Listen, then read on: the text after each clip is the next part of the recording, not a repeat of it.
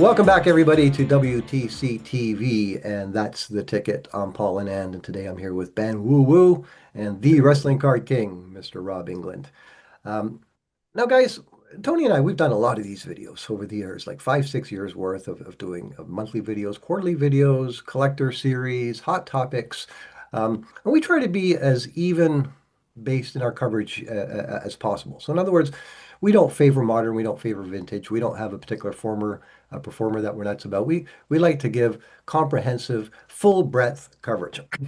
Now, one of the things that we haven't done a lot of is go back in history. And I mean like way back, like 1900s before the sinking of the Titanic back. And today we're going to talk about two names that most of these guys uh, probably have never heard about. Guys in our age bracket would have known. But when I was a kid and I was learning from my elders, these were the names. These two names plus a guy named Thjis. But the matches for that to ticket today are actually two matches that happened in, get this, 1908 and 1911. And this is what we call the pre-war era or the tobacco card era of wrestling cards.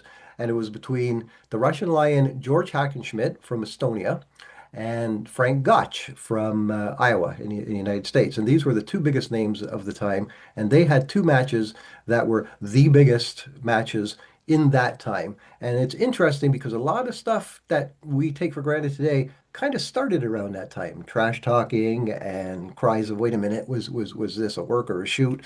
But the first match between these two guys was April 3rd, 1908 at Dexter Park in Chicago. They had 10,000 fans there. Now think about that, 10,000 fans in 1908 for a wrestling match.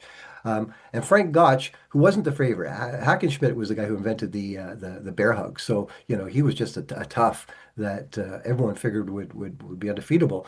And Frank Gotch actually beat him. What happened was it was a two-fall match, and Hackenschmidt didn't come out for the second fall, and he was awarded the belt. A lot of people question that, and it took them another 3 years before they finally did the rematch, which was 25,000 fans at the newly named Comiskey Park in Chicago. Comiskey was the manager of the White Sox back then, and they had 25,000 fans at this one. And get this, guys, $87,000 live gate. And then once again, Frank Gotch wins. He submits Hackenschmidt. And from there comes a lot of controversy. The first time ever that you're hearing cries of, hey, this match was fixed. And it's historians like to refer to this one as the original screw job. Because remember, guys, wrestling was protected for like from that time for the next 75 years, where you would never admit that it was predetermined or the outcomes were, that these guys were having beers afterwards. It was very well protected, the secrecy and the kayfabe, what we called it for all those years. But this is the first time, way back when, that we had matches that were national news and kind of led to the sort of modern day, not modern day, but just the heritage of wrestling protecting themselves.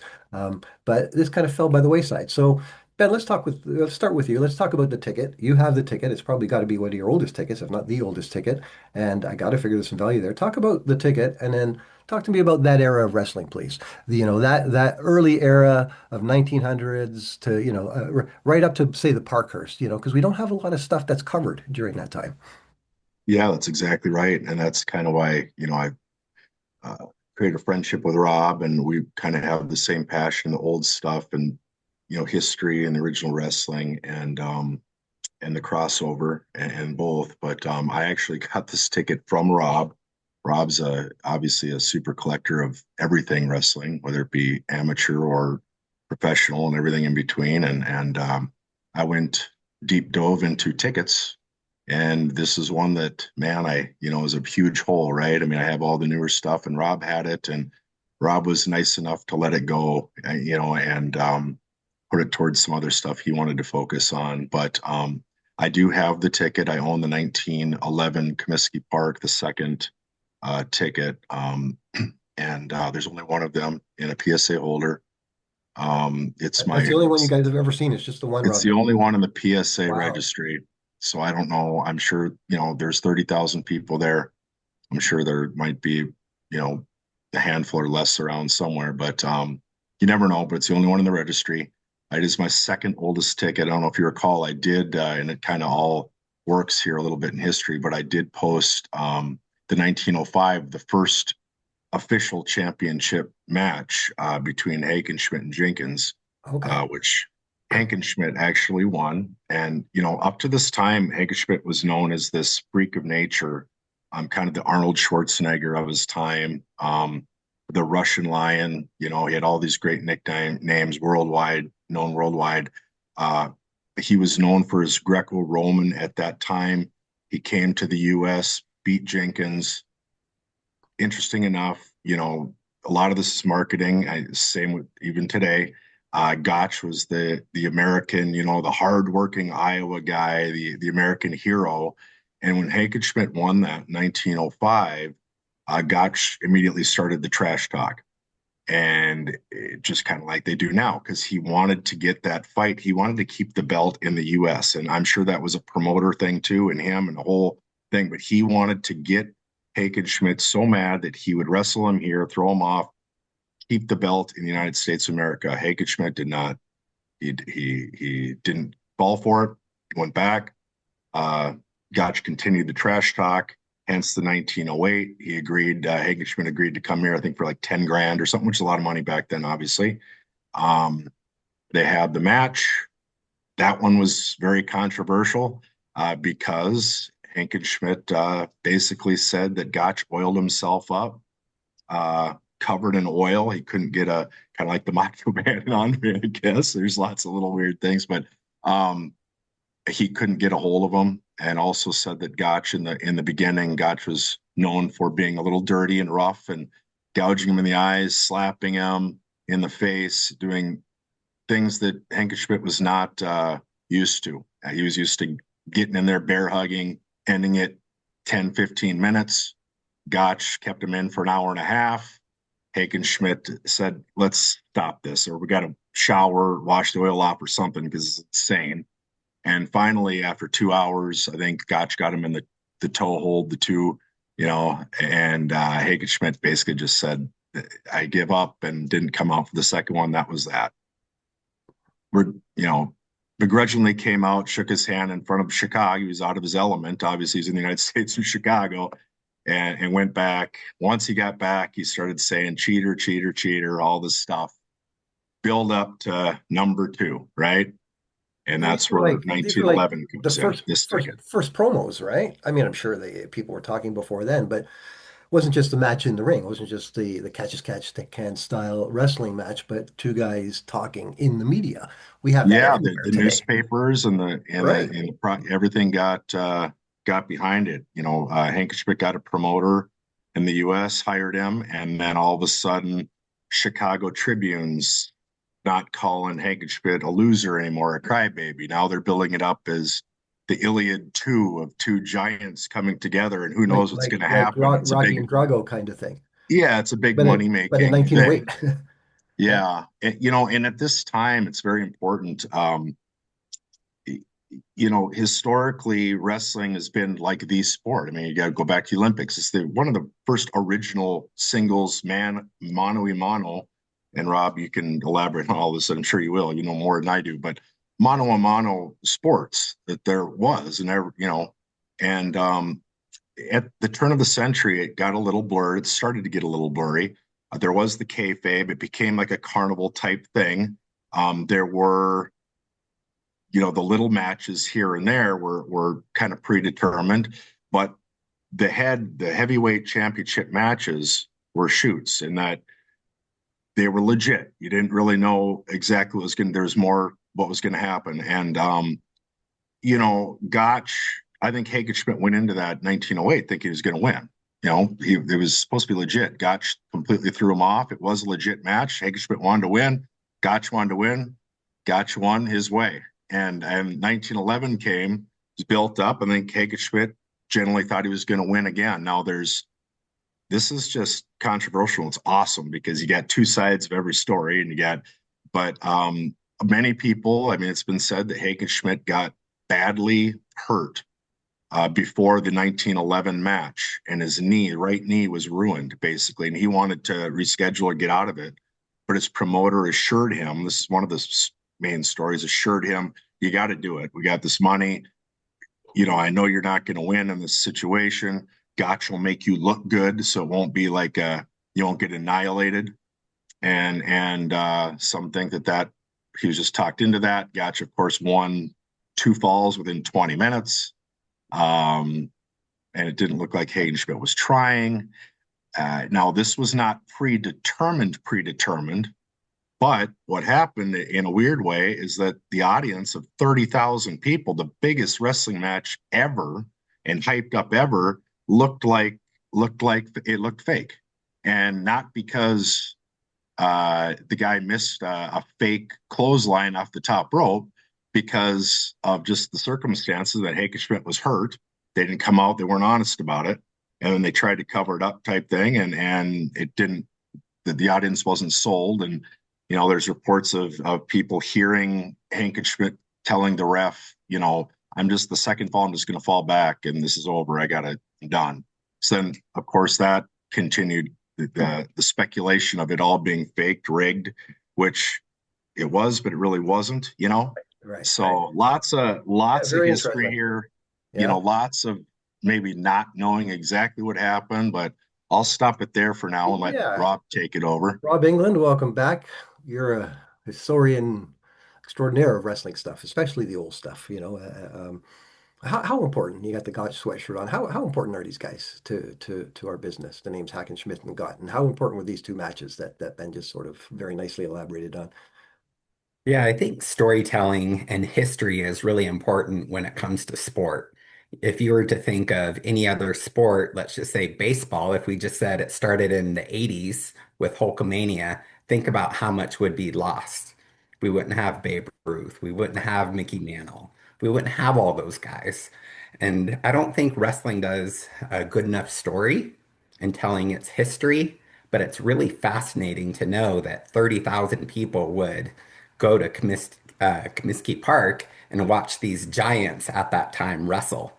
And I compare Hackenschmidt to Brock Lesnar and imagine like a Brock Lesnar type figure of that era when there wasn't any other gear, steroids, whatever you want to say at that time, just this total freak of nature. And it's really hard to imagine for any audience to see that this guy would lose.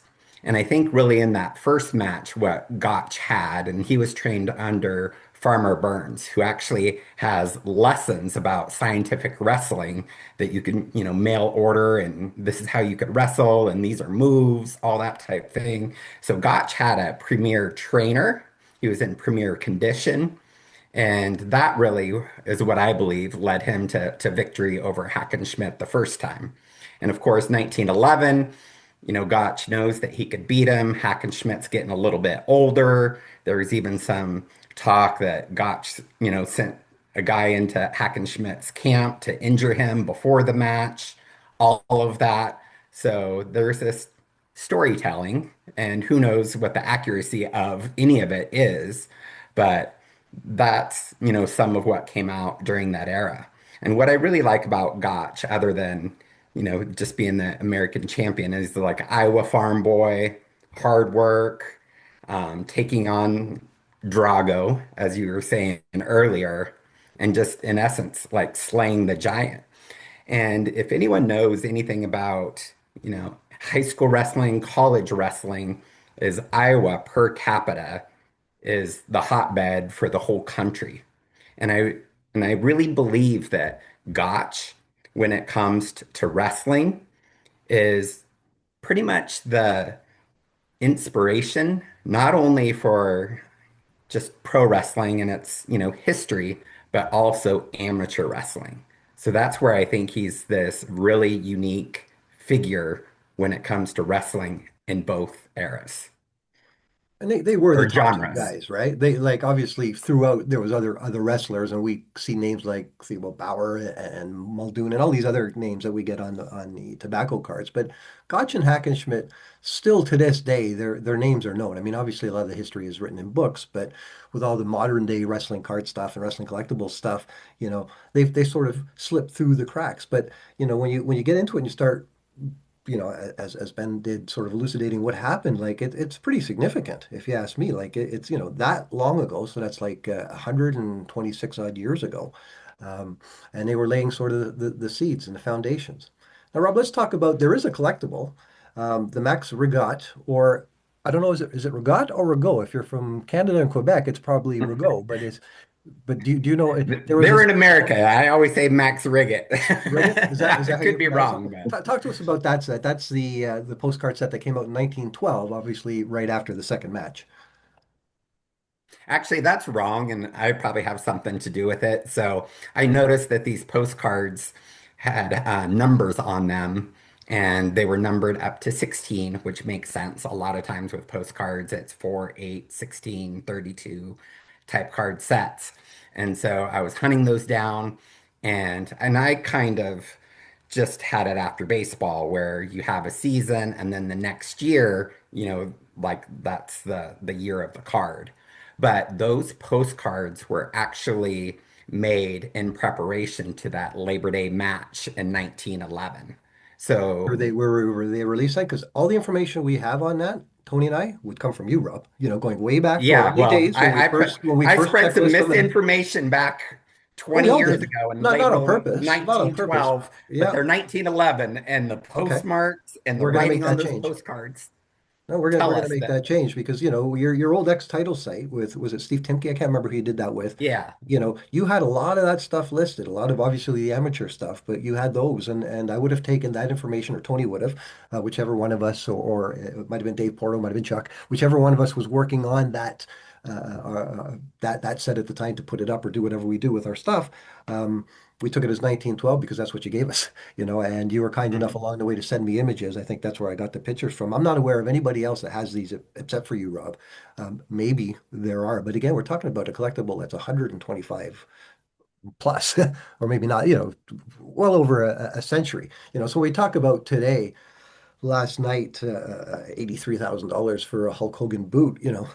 Imagine stuff from back then. And that's what I want to lead into the even though this is a ticket show, we don't often talk about this era and these two guys. And I want to sort of do a deeper dive on the collectibles and specifically the wrestling cards, because that's what we are, of that time. So the tobacco cards, that we saw sort of from the late 1880s through to, I guess it was the 40s or 50s. Um, and ask you the question, like, the top baseball card in the world is a Honus Wagner, yeah, from that early time. And a lot of those sports collectibles, they're worth their weight in gold. Why do we not see this same thing for these postcards, Rob, or some of the older original tobacco cards? Ben, you chime in as well. Well, I mean, it's just I've said this a million times. That's why I started getting into this. I think wrestling was way undervalued, particularly the older stuff. It's kind of untapped. People haven't really studied it. The story hasn't been told. I mean, we're sitting here telling the story. I mean, you can't find a lot of this information. A lot of the information we're talking about here, Rob and I have just talked about, put together and reading different things and piecing it together. The Honus Wagner, obviously, there's a story behind that of the tobacco thing and lore and legend and not being a smoker.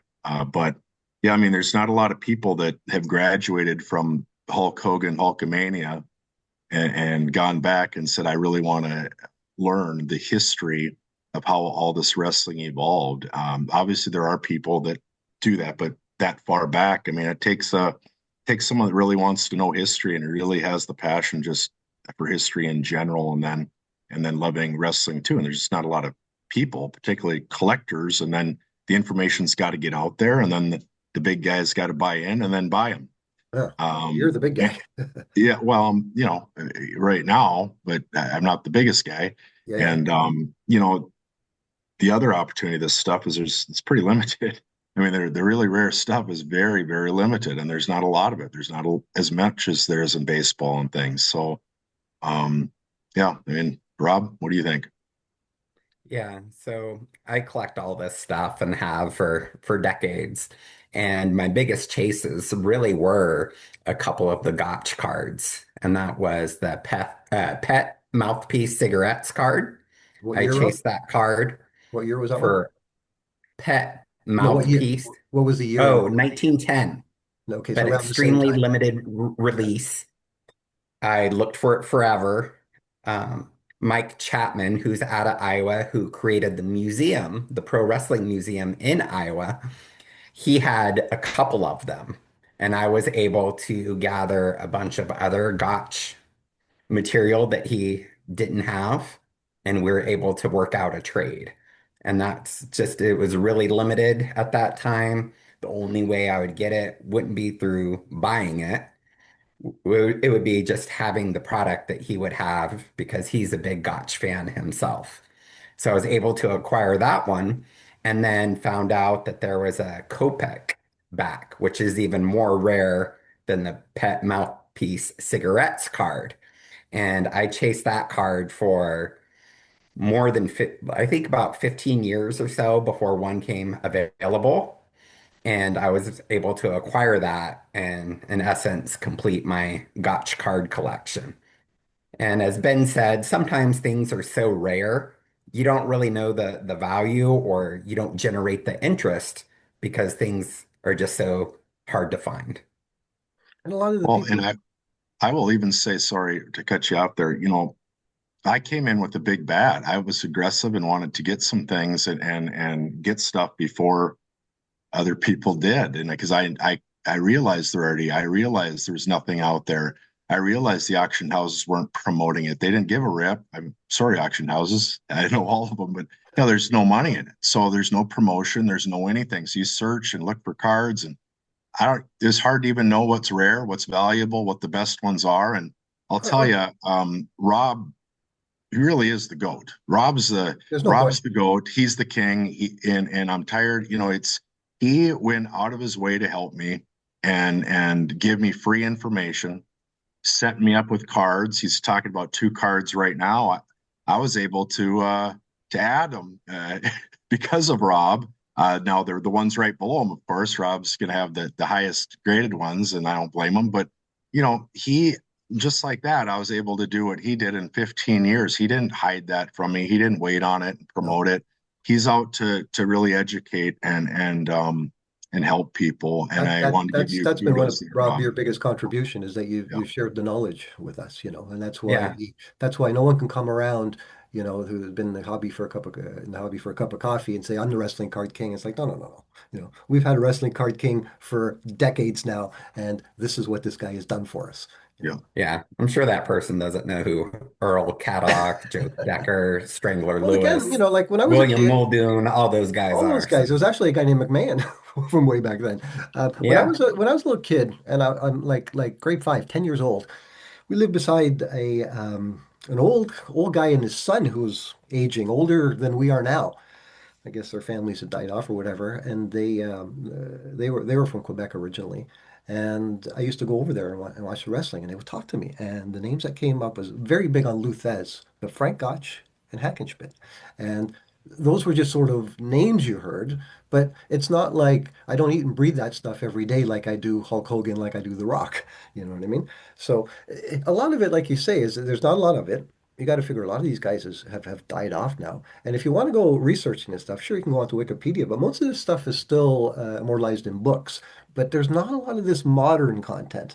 And, you know, I think there ought to be. When I went to the National the first time in 2010, when I first did the price guide, there was no wrestling whatsoever. None of it. That's why today when we talk about everything that's going on in wrestling, it's like, yeah, guys, let me tell you what it was really about. But there was one vintage guy, and he had vintage everything. And I bought Rob, the Tops boxing from I think it was 1950. There was the five wrestlers in that set. I bought Yeah. I bought those The five from ringside, him. Yeah, I think it was the Tops ringside boxing. And 51 or then something. and then he Yeah. had a Londos that I bought. And that's my only vintage card. And it's the oldest card that I have. Say for the Parkhurst. I basically, when I went back the way you're doing, Ben, with cards, when I started in the 80s and said, okay, what else was there prior to this? And there wasn't a lot. There was the All-Stars and a few things. But Parkhurst, and they were uh, I'm not going to say plentiful up here, but you find them a lot up here in Quebec because that's they were made up here in Canada. Um, but not a lot of the vintage. And Rob, I think it was you that turned me onto this site many years ago called Pre-War Cards or something of that nature. And this guy has a great archive of not just wrestling, but everything. And not just sports. There was a lot of entertainment product back then. The first days of movies, silver screen. And again, as we know, most of it came out in cigarette packs. But there are some things like the Riget postcards that were just made then. So any other thoughts, guys, about we like to keep these things short, but I thought this was a great one, Ben, when we talked about we should go back. And I said, how far back can we go? And you said, well, I got Hackenschmidt got. I said, well, let me give Mr. England a call then. Yeah, I mean, I, it's I just want to share a little tidbit about Frank Gotch that Sure. I learned and on my journey, and I learned this about 20 years ago or so, maybe even 30 years, I don't know. But anyways, Gotch used to have correspondence back home to his wife when he was out on the road. And you could think about how much time he spent out on the road at this time. And so the house came up for sale, the family home in Humboldt, Iowa, in the late 90s. And when the house was for sale, buyers or potential buyers were checking out the house. They looked in the attic and there was letters, postcards, all this stuff from Wow. Gotch, right? So just this huge treasure trove of Gotch memorabilia. So Gotch died a young man, around the age of 40. So his wife remarried, had a daughter. The daughter was living in that home. Before she sold that home, all that stuff in the attic went into the backyard and she burned it all. Oh no, why? That wasn't her father. Yeah, I I think guess. there's all these rumors about infidelity of Gotch on the road, all this kind of stuff. So she didn't necessarily like Frank Gotch as the hero is what he was to, the rest of the country and the world. But by doing so, Frank Gotch autographs are really hard to come by. So he died young. Most of his correspondence to his wife and back home was destroyed. So if you see a Gotch autograph, that is something people should jump on and is Well, undervalued. you have them all, don't you? Now, I have some, yes. And I'm going to yeah, share one piece. he still haven't given me he still hasn't set me up yet. So Oh, that's here's nice. an original, like 8 by 10 photo that he gifted to a sports writer. Oh, It's from May 10th, 1910. Wow. that's awesome. Yeah, that's very nice. So it says to George Barton, who was famous during that era. And I got that from one of George Barton's family members. Wow. But that's a little tidbit that I'd like to leave people with. Hackenschmidt autographs are out there. I think they're collectible, of course, just by knowing who he is. But he lived a long life, and there were so many postcards of Hackenschmidt because he was just so much different than everyone else of that era. I remember trying to buy, postcards, and there's in essence like nudes of Hackenschmidt, Really? where Leafs covered and it eBay title gay interest, and I'm like, oh my gosh, I'm collecting this guy and having to bet on this. But yeah, so there's more Hackenschmidt out there than Gotch.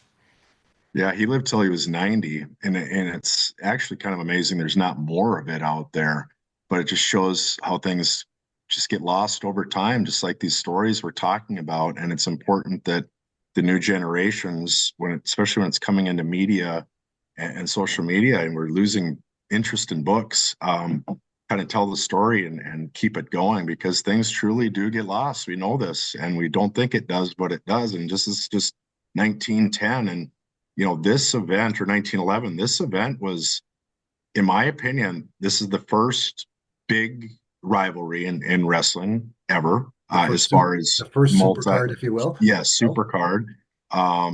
It's US versus international. You got the farm boy versus the imperialistic Russian, whatever, I guess not imperialistic, but he was very well educated, just looked perfect.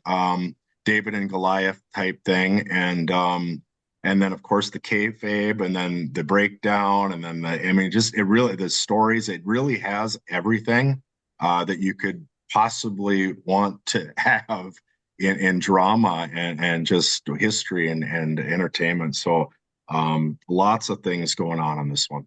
well, we'll leave it there. I think it's great that we had the opportunity to do this and to sort of reintroduce these names. When I was younger, I got off on just hearing Ric Flair say his name, Frank Gotch, and that was the only thing I knew about him was that Flair liked him and said his name in a way that was really cool.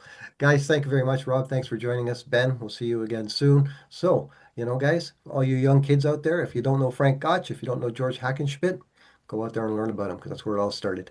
That's the ticket. Thanks very much for watching, guys. Thanks, gentlemen.